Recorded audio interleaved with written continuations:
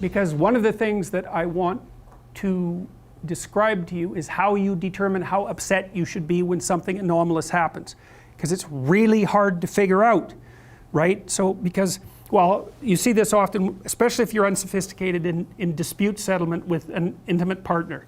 Every little bump in the relationship is the potential dissolution of the entire relationship. That's actually why people get married, you know, just so you know. Because this is built into marital vows.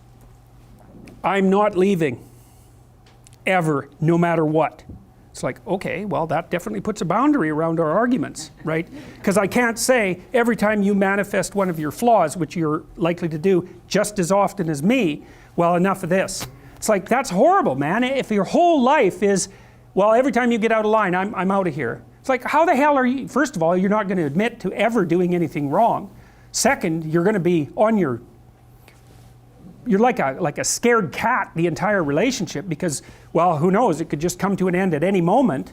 It's like, you know, people say, well, if the possibility of divorce is open, it makes you free. It's like, yeah, that's what you want. You want to be free, eh? Really? Really? So you can't predict anything. That's what you're after. It's a vow. And it says, look, I know that you're trouble. Me too.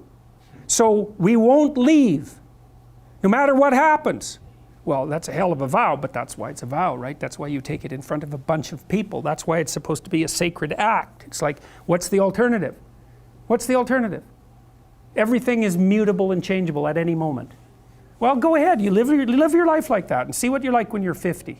Jesus, it's dismal. 2 or 3 divorces, your family's fragmented, you've got no continuity of narrative. And it's not good for the kids, not by any stretch of the imagination. And so it's a form of voluntary enslavement, I suppose, but it's also equivalent to the adoption of a responsibility. And there's more to it than that. If you can't run away, then you can solve your problems.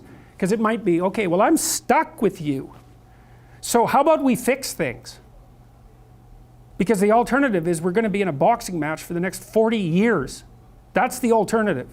So, and you think you're going to fix problems without something like that hanging over your head? There isn't a chance. You'll just avoid them, because that's what people do. It's really hard to solve problems, especially in a relationship. We're having a fight and I find out that it's, you know, because you were abused by your uncle when you were 5 or some goddamn thing. You know, it's like, it's very frequent that that sort of thing happens. There's your partner is, you know, manifesting some weird anomalous behavior. You just can't make heads or tails of it. It doesn't seem related to what you're doing at all. They don't want to talk about it. And so as soon as you bring it up, they get mad. And then you bring it up again, they even get madder, and they tell you that you're not going to talk about that or they're going to leave. And so maybe you're really, really persistent because you're kind of a son of a bitch, and then they break down and cry, you know, and then they have this horrible memory that comes flooding forward that's completely, you don't know what to do with it, and then you have to sort it out. It's like, you think you're going to do that unless there's a good reason? You have to know, we better sort this out or we're going to be carrying it around for the next 40 years. That maybe is enough motivation so you'll actually try hard to solve a problem. It's a lot easier to say, well, sorry, we're not going there. But then, good, you'll have it every day, every goddamn day for the rest of your life.